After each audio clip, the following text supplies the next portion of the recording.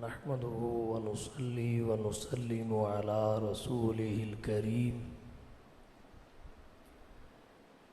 أما بعد فأعوذ بالله من الشيطان الرجيم بسم الله الرحمن الرحيم وكلا وعد الله الحسنى وقال النبي صلى الله عليه وسلم إن عمر بن الخطاب سراج أهل الجنة وقال النبي صلى الله عليه وسلم الحسين مني وأنا من الحسين سبحان ربك رب العزة عما يصفون وسلام على المرسلين والحمد لله رب العالمين.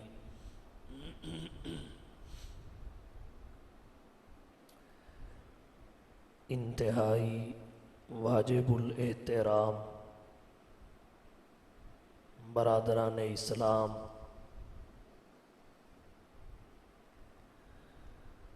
معزز علماء کرام، مشائخ عظام، بالخصوص برادر مکرم حضرت مولانا جواد محمود قاسمی صاحب، پیر طریقت، رہبر شریعت، ولی کامل حضرت پروفیسر ضیاء اللہ صاحب نقشبندی مجددی دامت برکاتہم العالیہ، برادر عزیز حضرت مولانا عبدالرؤوف آوان صاحب مد ظلہ العالی، پیکر اخلاص حضرت مولانا محمد یعقوب صاحب دامت برکاتہم العالیہ، دیگر میزبان حضرات، حافظ محمد حارث صاحب، وسیم صاحب، مولانا عبید اللہ صاحب، شعیب صاحب، آج کی یہ نشست سیدین فاروق و حسین رضی اللہ عنہما کے فضائل اور شہادت کا تذکرہ اور بیان کے لیے انعقاد پذیر ہے۔ مختصر وقت میں چند باتیں آپ کی توجہ کی نظر کروں گا۔ سب سے پہلی بات، محرم کا مہینہ ہے، اسلامی قمری اور ہجری سال کا پہلا مہینہ ہے، حرمت والے مہینوں میں تیسرا مہینہ ہے۔ جناب نبی کریم صلی اللہ علیہ وسلم کی ولادت سے پہلے مہینوں کی گنتی تعداد 12 تھی۔ اللہ نے قرآن کریم میں جو تعداد بتائی وہ 12 ہی ہے۔ ان عدت الشہور عند اللہ 12 شہرا فی کتاب اللہ۔ ان 12 مہینوں میں 4 حرمت والے ہیں۔ اللہ نے فرمایا منہا 4 حرم۔ جناب نبی کریم صلی اللہ علیہ وسلم نے یوم النحر کو حجۃ الوداع کے خطبہ میں ان 4 مہینوں کی تشریح فرمائی، ذوالقعدہ، ذوالحجہ، محرم اور رجب کے ساتھ۔ محرم اسلامی سال کا پہلا مہینہ ہے، حرمت والا تیسرا مہینہ ہے۔ جناب نبی کریم صلی اللہ علیہ وسلم کی ولادت سے پہلے 12 مہینوں کے یہی نام پکارے جاتے تھے جو آج کل پکارے جاتے ہیں۔ فرق یہ تھا جناب نبی کریم صلی اللہ علیہ وسلم کی ولادت سے پہلے بھی اور آپ کی وفات تک بھی کسی کیلنڈر کا باقاعدہ اجرا نہیں ہوا، باقاعدہ کوئی کیلنڈر جاری نہیں ہوا تھا۔ لوگ سالوں کا حساب کیسے کرتے تھے؟ سال میں پیش آنے والے اہم واقعہ سے سال کا حساب لگاتے تھے۔ عام الفیل، ابرہہ کے حملے کے واقعہ کو سامنے رکھ کر اس سال کو عام الفیل کا نام دے دیا، حضور کی ولادت والے سال کو عام المولد کا نام دے دیا۔ جس سال آپ پر پہلی وحی آئی اسے عام المبعث کہہ دیا یا عام البعثت۔ اسی طرح عام الہجرت، عام بدر، عام احد، یہ طریقہ کار تھا سالوں کے حساب کا۔ جناب نبی کریم صلی اللہ علیہ وسلم کے انتقال پر ملال کے بعد حضرت ابو بکر صدیق رضی اللہ تعالی عنہ مسند خلافت پر متمکن ہوئے۔ مدت خلافت مختصر تھی، اندرونی بیرونی فتنے بہت سارے تھے۔ اس قسم کے امور کی جانب انہیں توجہ دینے کا وقت نہیں ملا۔ ان کے بعد مسند خلافت پر متمکن ہوئے حضرت عمر بن خطاب رضی اللہ تعالی عنہ۔ اللہ تعالیٰ نے انہیں منصب خلافت پر فائز ہونے کے بعد مدت خلافت بھی وسیع عطا فرمائی۔ حضرت عمر بن خطاب رضی اللہ تعالی عنہ نے امور سلطنت کو مضبوط اور مستحکم کرنے کے لیے سن 16 ہجری میں، ہجرت کے 16ویں سال، مشاورت کے لیے صحابہ کرام کا ایک اجلاس طلب کیا۔ اس اجلاس میں اس بات پر مشاورت ہوئی کہ کیلنڈر کا اجرا ہونا چاہیے، باقاعدہ طور پر اسلامی کیلنڈر کا آغاز ہونا چاہیے۔ اس کی ضرورت پر تمام صحابہ کرام نے اتفاق کیا۔ اگلا مرحلہ یہ تھا گنتی کا آغاز کہاں سے کیا جائے۔ کسی نے کہا حضور کی ولادت کے سال سے، کسی نے کہا بعثت کے سال سے، کسی نے کہا ہجرت کے سال سے، کسی نے کہا وفات اور رحلت کے سال سے، دیگر آراء بھی تھی۔ حضرت عمر اور حضرت علی رضی اللہ تعالی عنہما کی رائے یہ تھی کہ گنتی کا آغاز، سالوں کی گنتی حضور کی ہجرت کے سال سے شروع کی جائے۔ دیگر صحابہ کرام نے حضرت علی اور حضرت عمر رضی اللہ تعالی عنہ کی رائے سے اتفاق کیا۔ پھر اگلا مرحلہ یہ تھا سال کا آغاز کیلنڈر میں، سالوں کی گنتی کا حساب ہجرت کے سال سے لگایا جائے، مگر اسلامی سال کا پہلا مہینہ کون سا ہو؟ ہجرت اگرچہ جناب نبی کریم صلی اللہ علیہ وسلم نے ربیع الاول میں فرمائی، لیکن اسلامی سال کا پہلا مہینہ محرم قرار دیا گیا۔ یہ حضرت عثمان بن عفان رضی اللہ تعالی عنہ کی رائے تھی۔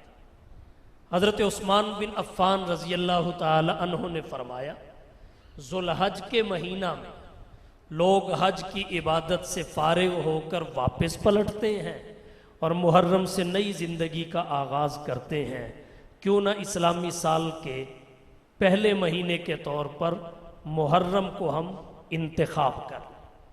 صحابہ کرام نے اس پر بھی آمین کہا۔ تو صحابہ کرام کا 3 باتوں پر اجماع اور اتفاق ہوا۔ ایک، باقاعدہ کیلنڈر کے اجرا کی ضرورت اور اہمیت پر۔ نمبر 2، سالوں کا حساب ہجرت کے پہلے سال سے۔ نمبر 3، اسلامی سال کے پہلے مہینے کے لیے محرم الحرام کا مہینہ۔ یہ 3 امور تھے۔ اس سے محرم کی عظمت یہ سمجھ میں آئی کہ یہ اسلامی سال کا پہلا مہینہ ہے، حرمت والے مہینوں میں اس کا نمبر تیسرا ہے۔ اس کی عزت و احترام ظہور اسلام سے قبل بھی مسلم تھا۔ جناب نبی کریم صلی اللہ علیہ وسلم نے اس کے احترام کو برقرار رکھا، حضور کی تشریف آوری کی برکت سے اس میں اضافہ ہوا۔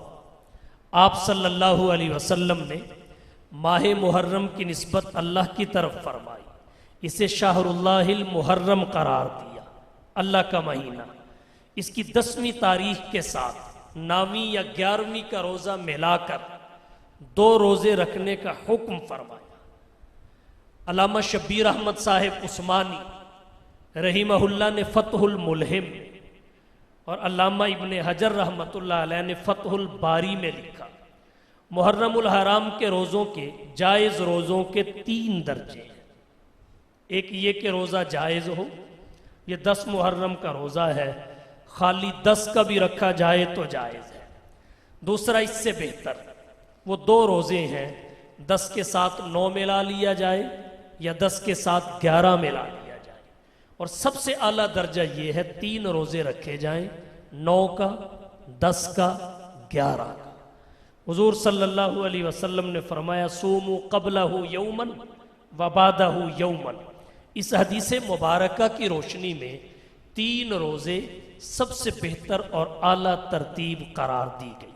پھر آپ صلی اللہ علیہ وسلم نے ایک 10 محرم کے روزے کے بارے میں فرمایا احتسب علی اللہ ان یکفر السنۃ التی قبلہ، میں اللہ سے امید کرتا ہوں ایک 10 محرم کا روزہ 1 سال پہلے کے سابقہ 1 سال کے گناہوں کے کفارے کے طور پر اللہ قبول فرمائیں گے۔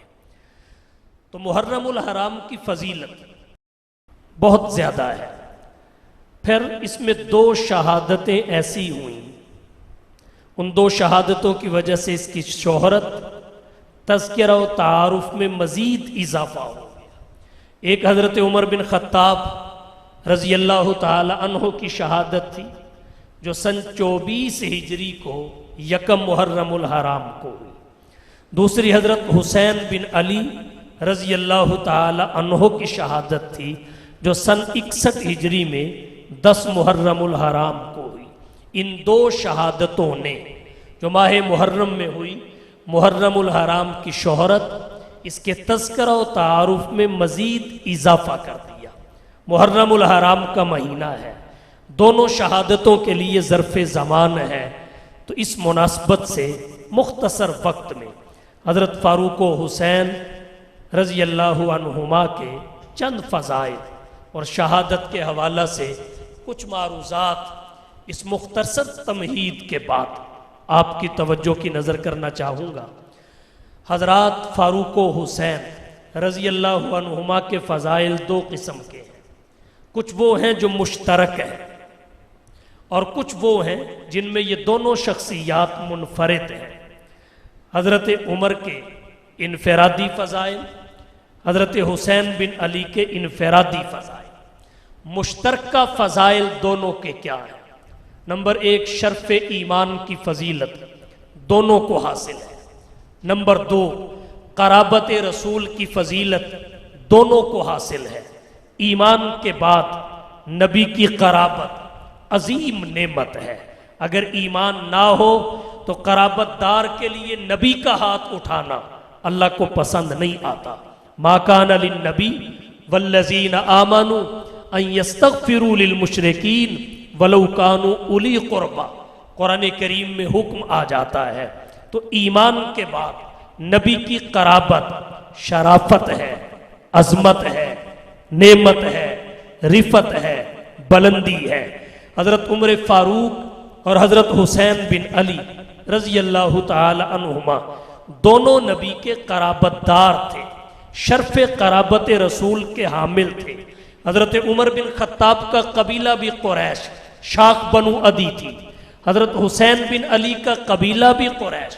حضرت عمر بن خطاب رضی اللہ تعالی عنہ کا سلسلہ نسب 9ویں پشت میں کعب پر جا کر جناب نبی کریم صلی اللہ علیہ وسلم سے مل جاتا ہے۔ حضرت حسین بن علی کا اس سے بھی پہلے عبد المطلب پر جا کر سلسلہ نسب جناب نبی کریم صلی اللہ علیہ وسلم سے مل جاتا ہے۔ ایک مشترکہ فضیلت دونوں کی یہ ہے، دونوں حافظ تھے، دونوں قاری تھے، دونوں عالم تھے، دونوں مجاہد تھے، دونوں متقی تھے، دونوں پرہیزگار تھے، دونوں شب بیدار تھے، اور سب سے بڑی فضیلت جس کے سامنے تمام فضیلتیں ہاتھ باندھ کر کھڑی ہو جاتی ہیں، سب سے بڑی فضیلت جس کے سامنے تمام فضیلتیں ہیچ نظر آتی ہیں، وہ منصب صحابیت ہے۔ نبوت کے بعد انسانی فضائل میں، نبوت کے بعد انسانی بلندیوں میں سب سے بڑی بلندی اور فضیلت منصب صحابیت ہے۔ نبوت بھی رب کا انتخاب ہے، صحابیت بھی رب کا انتخاب ہے۔ نبوت بھی وہبی منصب ہے، صحابیت بھی وہبی منصب ہے۔ انبیاء بھی تنقید سے بالا تر ہیں، اصحاب مصطفیٰ بھی تنقید سے بالا تر ہیں۔ نہ کسی نبی کو کثرت عمل کے ترازو پہ تولا جا سکتا ہے، نہ ہی نبی کے کسی صحابی کو کثرت عمل کے ترازو پہ تولا جا سکتا ہے۔ انبیاء کی عزت و تکریم لازم و واجب ہے، صحابہ کی عزت و تکریم بھی لازم و واجب ہے، لیکن انبیاء کی عزت و تکریم کے لازم اور واجب ہونے کی وجہ اعمال کی کثرت نہیں ہے، ان کا مقام نبوت اور نسبت الی الربوبیت ہے۔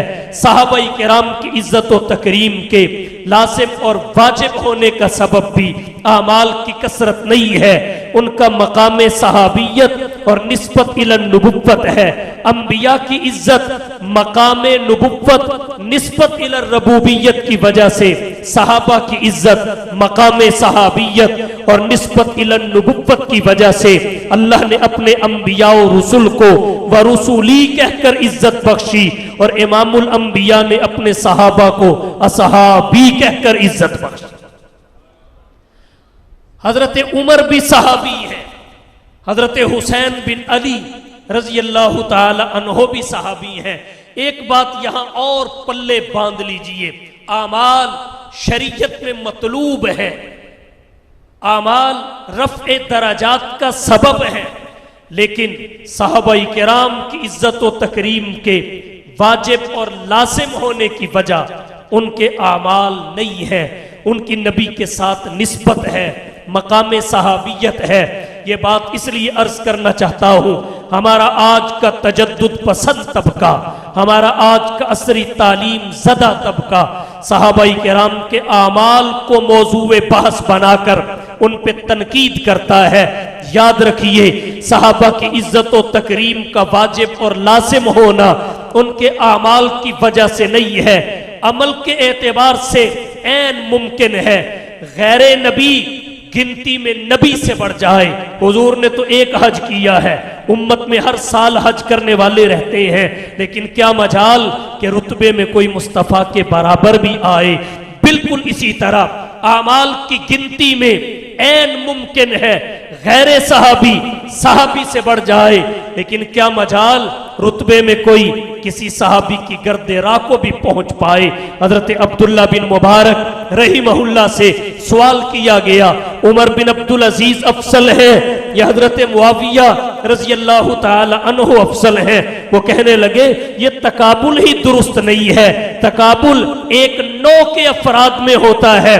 حضرت معاویہ صحابی ہے، عمر بن عبدالعزیز تابعی ہے، ان کی عبادت مسلم ہے، ریاضت مسلم ہے، لیکن عمر بن عبدالعزیز حضرت معاویہ نہیں ان کا گھوڑا، پھر ان کا گھوڑا ہی نہیں ناک کا نتھلا، پھر ناک کا نتھلا بھی نہیں بلکہ ناک کے نتھلے میں پڑنے والی وہ گرد و غبار کہ جب حضرت معاویہ محمد مصطفیٰ احمد مجتبیٰ حبیب کبریا فخر الانبیاء سید الورا شمس الضحیٰ بدر الدجا رہبر و رہنما لا یمکن السنا مکین گنبد خضرا بلغ العلا کشف الدجا صلی اللہ علیہ وسلم کی معیت میں، نبی کی صحبت میں جہاد کے لیے نکلتے تھے تو ان کے قدموں سے، گھوڑے کے قدموں سے جو گرد و غبار اڑ کر ناک کے نتھلے میں جم جایا کرتی تھی، عمر بن عبدالعزیز اس کا مقابلہ بھی نہیں کر سکتا۔ اعمال شریعت کو مطلوب ہے، ایمان کے اظہار کا سبب ہے، نجات کامل کا ذریعہ ہے۔ ان الذین آمنوا وعملوا الصالحات کانت لہم، ان الذین آمنوا وعملوا الصالحات، ایمان اور اعمال والے، کانت لہم جنات الفردوس نزلا، جنت الفردوس میں ان کی مہمانی ہوگی۔ جیسے درخت شاخوں سے پہچانا جاتا ہے، پھل سے پہچانا جاتا ہے، ایمان عمل سے پہچانا جاتا ہے، استاد شاگرد سے پہچانا جاتا ہے۔ تو عرض میں نے یہ کیا، ظاہری گنتی میں غیر صحابی سے بڑھ بھی جائے، رتبے میں کیا مجال کہ کوئی کسی صحابی کے برابر آئے۔ ان کی عزت و تکریم کے لازم اور واجب ہونے کی وجہ اعمال ہے ہی نہیں، وہ عمل کے ترازو پہ تولے ہی نہیں جاتے۔ اب ایک بات آپ اگلی ضرور سمجھیں، جب اعمال شریعت کو مطلوب ہے، اس کے باوجود صحابہ کو کثرت عمل کے ترازو پہ نہیں تولا جاتا، تو تاریخ کے ترازو پہ کیسے تولا جا سکتا ہے؟ انہیں تاریخ کے ترازو پہ کیسے تولا جا سکتا ہے؟ یاد رکھیے، صحابہ کرام تاریخی شخصیات نہیں ہیں، قرآنی شخصیات۔ ان کا وزن تولنا ہے تو قرآن کے میزان پہ، محمد کے فرمان کے میزان پہ، انہیں تاریخ کے ترازو پہ نہیں تولا جا سکتا۔ کہتے ہیں جی فلانی تاریخ کی کتاب میں فلانے صحابی کے بارے میں یہ لکھا ہے، تو یہ بھی بات ذہن میں رکھ لیں، قرآن سے بڑی کتاب کوئی نہیں، آیت سے بڑا حوالہ کوئی نہیں۔ قرآن سے بڑی کتاب کوئی نہیں، آیت سے بڑا حوالہ کوئی نہیں۔ اور جو عصری تعلیم زدہ طبقہ، سیکولر طبقہ، بغض صحابہ کے مریض، اعمال صحابہ کو موضوع بحث بنا کر ان پہ تنقید کرتے ہیں، وہ یہ بات ذہن میں رکھ لیں کہ اعمال کی وجہ سے ان کی عزت واجب ہی نہیں، وہ ہے مقام صحابیت اور نسبت الی النبوت کی وجہ سے۔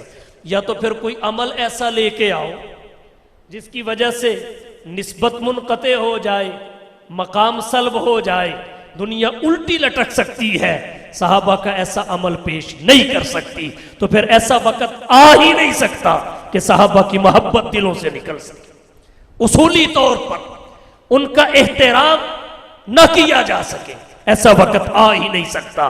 تو سب سے بڑی فضیلت انسانی فضائل میں نبوت اور رسالت کے بعد وہ صحابیت کا منصب ہے۔ اللہ نے حضرت عمر کو بھی عطا فرمایا، حضرت حسین کو بھی عطا فرمایا۔ ایک فضیلت دونوں کی شہادت ہے، حضرت عمر بن خطاب بھی شہید ہے، حضرت حسین بن علی بھی شہید ہے، دونوں شہید ہیں، دونوں مجاہد ہیں۔ مجاہدوں کے بازوئے فلک فگن عجیب ہے، مجاہدوں کے بازوئے فلک فگن عجیب ہے، بہادروں کے پنجہ ہائے تیغ غزل عجیب ہے، یہ جسم ہائے خوں چکانو بے کفن عجیب ہے، دوستو شہید کے یہ باک پن عجیب ہے، حیات اگر حیات ہے تو موت بھی حیات ہے، لہو جو ہے شہید کا وہ قوم کی زکات ہے۔ حضرت عمر بھی شہید ہیں، حضرت حسین بھی شہید ہیں۔ اللہ نے شہداء کے قرآن میں جتنے فضائل بیان کیے، رسول اللہ نے شہداء کے احادیث میں جتنے فضائل بیان کیے، وہ حضرت عمر کے لیے بھی ہیں، حضرت حسین کے لیے۔ پھر شہادتیں ایسی جن کو اللہ کے نبی نے اپنے زمانہ حیات میں ڈکلیئر کر دیا۔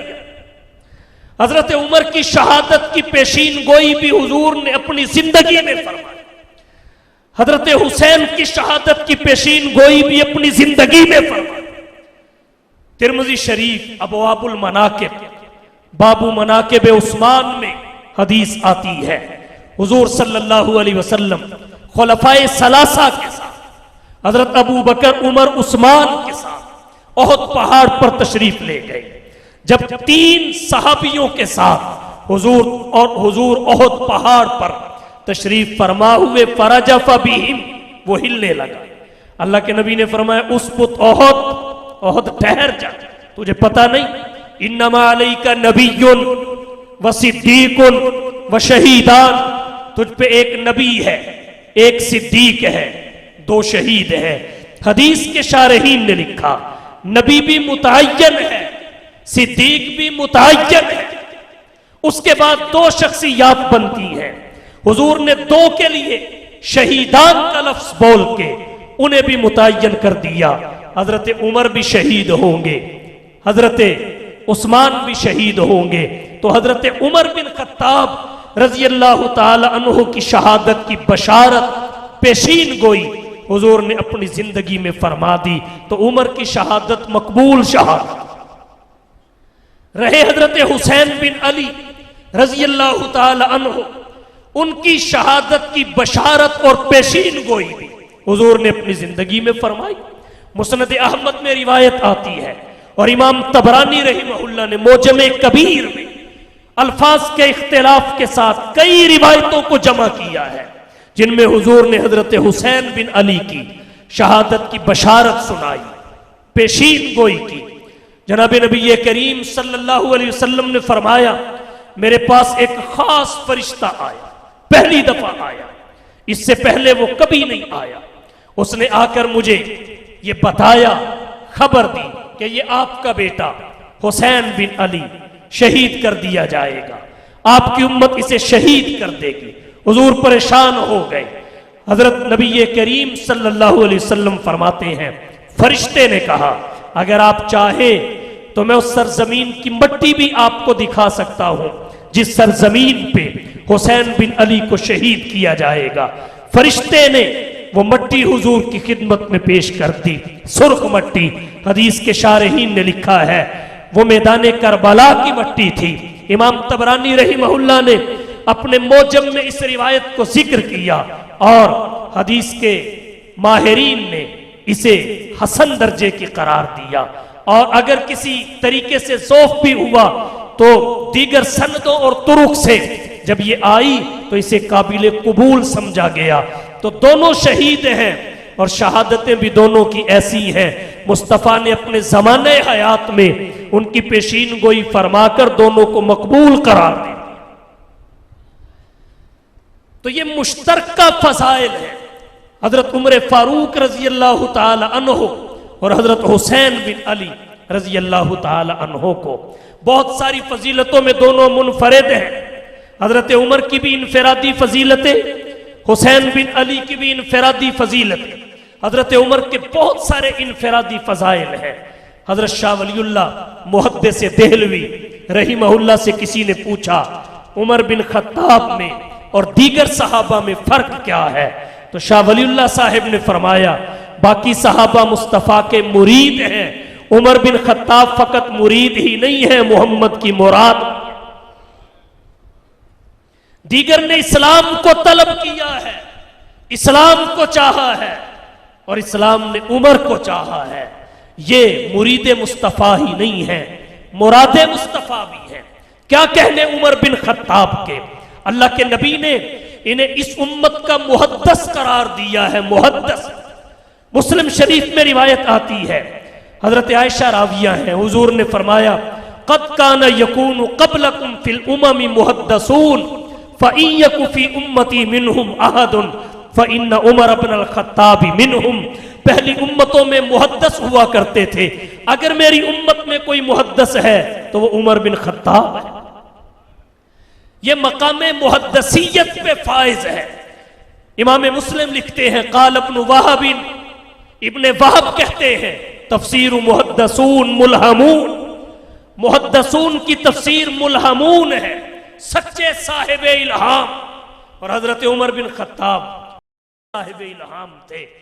حضور صلی اللہ علیہ وسلم جب صحابہ کرام کی جماعت سے مشورہ طلب کرتے، باقی صحابہ بھی مشورہ دیتے، حضرت عمر بھی مشورہ دیتے، لیکن حضرت عمر کا مشورہ وہ ہوتا تھا جو کچھ لمحوں کے بعد قرآن کی آیت کی شکل میں ظاہر ہوتا تھا۔ ہمارے علماء کہتے ہیں قرآن حضرت عمر کی رائے پہ اترتا تھا، لیکن حقیقت یہ ہے قرآن اللہ کا ازلی اور ابدی کلام ہے۔ علم کلام کے ماہرین نے لکھا ہے جب کچھ نہیں تھا قرآن اس وقت بھی تھا. یہ کائنات بعد کی ہے، قرآن پہلے کا ہے. انبیاء کی ولادت اور آمد بعد کی ہے، قرآن پہلے کا ہے. مصطفیٰ کا اعلان نبوت بعد کا ہے، قرآن پہلے کا ہے. عمر کی ولادت بعد کی ہے، قرآن پہلے کا ہے. نبی کا مشورہ طلب کرنا بعد کا ہے، قرآن پہلے کا ہے. تو قرآن تو ازلی اور ابدی کلام ہے، اور اصل اس ماضی کے زمانے کو کہتے ہیں جس کی ابتدا نہ ہو. ابد اس مستقبل کے زمانے کو کہتے ہیں جس کی انتہا نہ ہو. یہ اللہ کی صفت ہے. جیسے اللہ کی ابتدا بھی نہیں، انتہا بھی نہیں، قرآن کی ابتدا بھی نہیں، انتہا بھی نہیں. تو قرآن عمر کی رائے پہ نہیں اترتا تھا. عمر چونکہ اس امت کے محدث تھے، صاحب الہام تھے، جو اترنا ہوتا تھا وہ اترنے سے پہلے عمر پہ کھل جاتا تھا. عمر وہی کہتے تھے جو عرش سے زمین پہ آتا تھا. بہت سارے مقامات ہیں. شاہ ولی اللہ صاحب محدث دہلوی نے 25 کے قریب غالباً 25 آیات کا تعین کیا ہے جو حضرت عمر بن خطاب رضی اللہ تعالی عنہ کی موافقات قرآنی کہلاتی ہیں. کون عمر بن خطاب؟ کائنات کا ذرہ ذرہ جس کا احترام کرے اسے عمر بن خطاب کہتے ہیں. انسان 4 چیزوں سے بنا ہے: آگ، پانی، ہوا اور مٹی. چاروں کے سامنے بے بس نظر آتا ہے، اور یہ چاروں عمر کے سامنے بے بس نظر آتے ہیں. عناصر اربع سے انسان کی تخلیق ہوئی ہے: آگ، پانی، ہوا اور مٹی. چاروں کے سامنے انسان بے بس ہے، اور یہ چاروں چیزیں اللہ نے عمر کے تابع کر دی. یہ چاروں عمر کے سامنے بے بس ہیں. آگ بھی امام اہل سنت حضرت مولانا عبدالشکور صاحب لکھنوی رحمہ اللہ نے سیرت خلفائے راشدین میں لکھا، ایک پہاڑ کے سوراخ کو سے آگ نکلا کرتی تھی، اور جہاں جہاں تک جاتی سب چیزوں کو جلا کے راکھ بنا دیتی تھی. حضرت عمر کے زمانے خلافت میں بھی نکلی. جب حضرت عمر کے زمانے خلافت میں نکلی، حضرت عمر کو اطلاع دی گئی تو حضرت عمر نے ابو موسیٰ اشعری یا حضرت تمیم داری کو ایک کپڑے کے ساتھ پیغام دے کے بھیجا کہ اسے جا کے کہہ دو عمر کہہ رہا ہے جہاں سے آئی ہے واپس چلی جائے، جہاں سے آئی ہے واپس چلی جائے. اسے ہانک دو. گئے، کپڑے سے ہانکا، آگ اس سوراخ میں ایسی واپس گئی کہ آج تک وہاں سے آگ نہیں نکلی. رہا پانی، فاتح مصر حضرت عمرو بن العاص رضی اللہ تعالی عنہ نے خط لکھا قصر خلافت میں کہ یہاں کے لوگوں کا کہنا یہ ہے ہماری معیشت کا مدار کاشتکاری پہ ہے، اور کاشتکاری کا مدار بحر نیل کے پانی پہ ہے، اور یہاں کے احوال یہ ہے کہ یہ ہر سال خشک ہو جاتا ہے. اس کو تر کرنے کے لیے، اس کے پانی کو بہاؤ تک پہنچانے کے لیے ایک کنواری خوبصورت لڑکی اس کی نظر کرنا پڑتی ہے. اب یہ لوگ مطالبہ کر رہے ہیں کہ اگر ایسا نہ کیا گیا تو یہاں قحط پیدا ہو جائے گا. بتائیے اب میں کیا کروں؟ حضرت عمر کے پاس قصر خلافت میں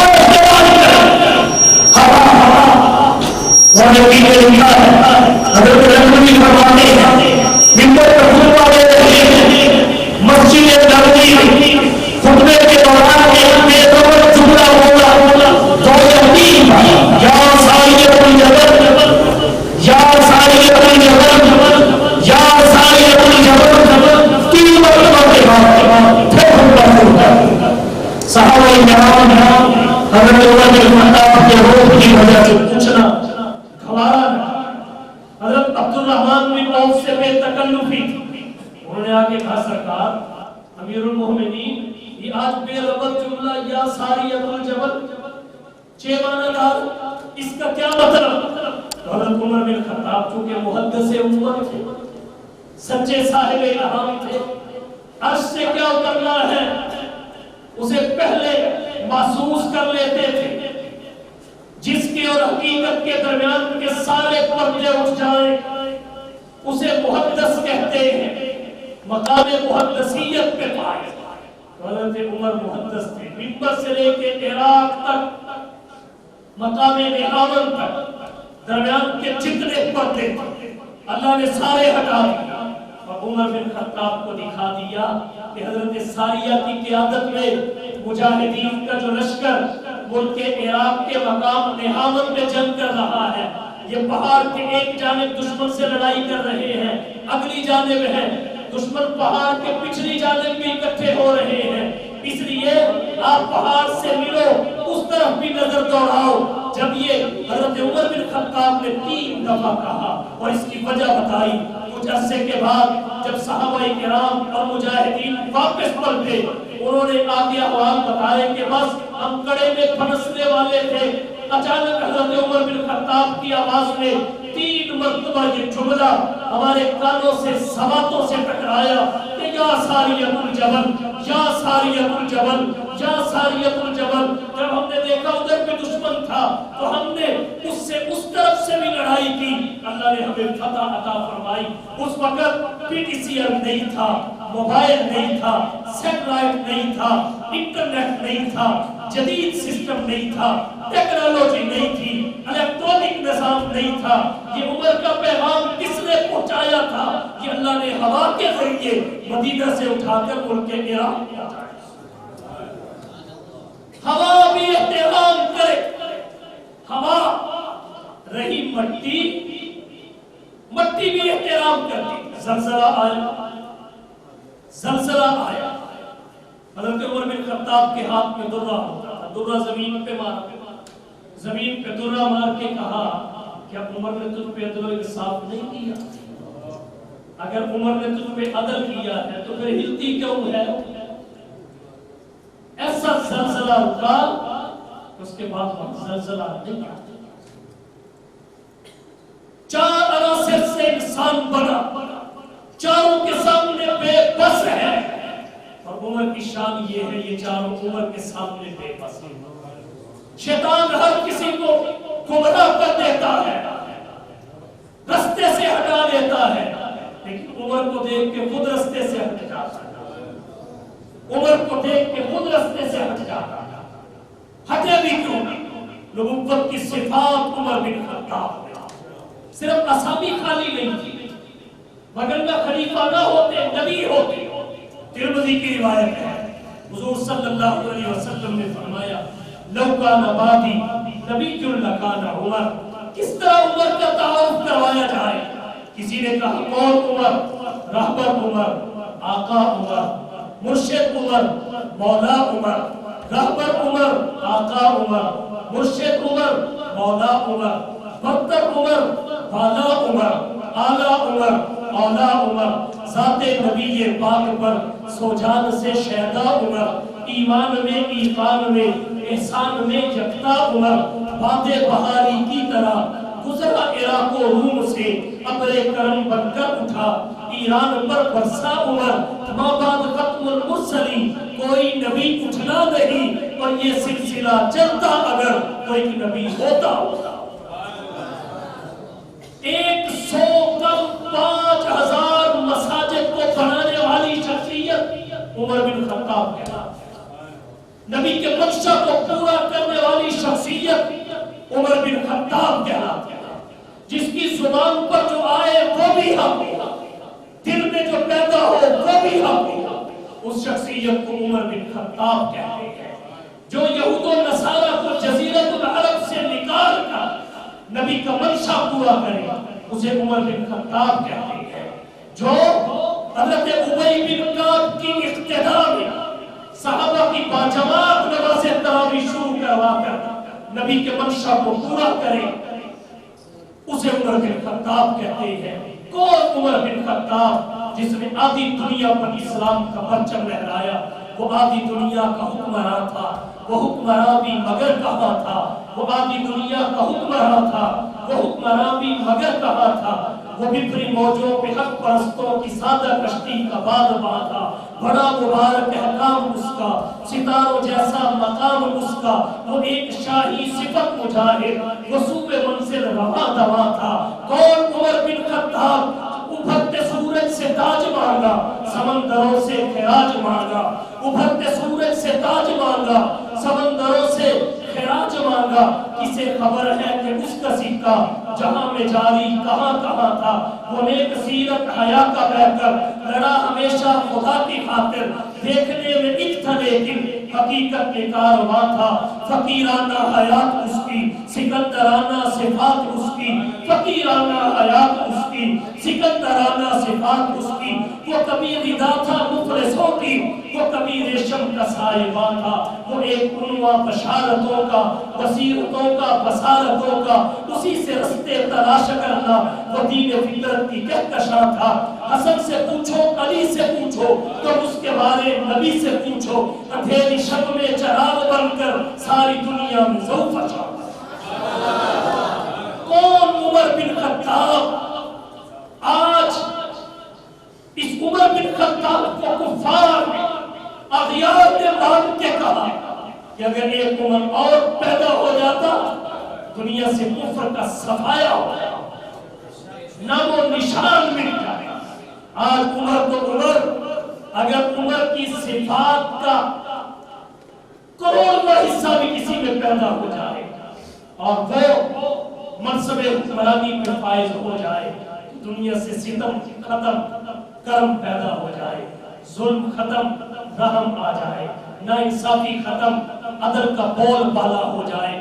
اسی لیے دنیا یہ تمنا کرتی دکھائی دیتی ہے کہ تمنا ہے کہ پھر دنیا میں شان حق ہویدا ہو، تمنا ہے کہ پھر دنیا میں شان حق ہویدا ہو، عرب کے ریگزاروں سے کوئی فاروق پیدا ہو، نہ استحصال کیسر ہو، نہ استبداد کسرا ہو، مساوات و عدالت کا زمانے بھر میں چرچا ہو۔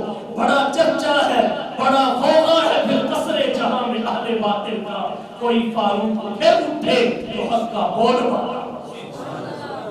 حضرت عمر کے بھی بے شمار انفرادی فضائل ہیں، حسین بن علی کے بھی بہت سارے ہیں۔ آنکھ کھلے تو دیدار مصطفیٰ کا، آنکھ کھلے تو دیدار مصطفیٰ کا، لعاب گھٹی کی باری آئے تو لعاب مصطفیٰ کا، پلانے کی نوبت آئے تو ہاتھ مصطفیٰ کا، اذان اور اقامت کی باری آئے تو کلمات مصطفیٰ کے، نام رکھنے کی باری آئے تو حرف سے حسین انتخاب مصطفیٰ کا، عقیقہ کرنے کی باری آئے تو مال مصطفیٰ کا، تربیت کی باری آئے تو وقت مصطفیٰ کا۔ بیٹا علی کا تھا، تربیت میں نبی کے تھا، بیٹھنا سکھایا محمد نے سینے پہ بٹھا کے، چلنا سکھایا اپنی انگلی پکڑا کے، فضیلت کا اظہار فرمایا الحسین منی وانا من الحسین فرما کے، سیدہ شباب اہل الجنہ الحسن والحسین فرما کے، اللہ کے نبی صلی اللہ علیہ وسلم نے اپنا پھول قرار دیا، خطبے کو گرتے پڑتے حسین کے لیے روک دیا، سجدہ حسین کو پشت پہ سوار ہوتے محسوس کر کے دراز فرما دیا۔ حضرت حسین بن علی رضی اللہ تعالی عنہ کے فضائل بھی کسی سے کم نہیں ہے۔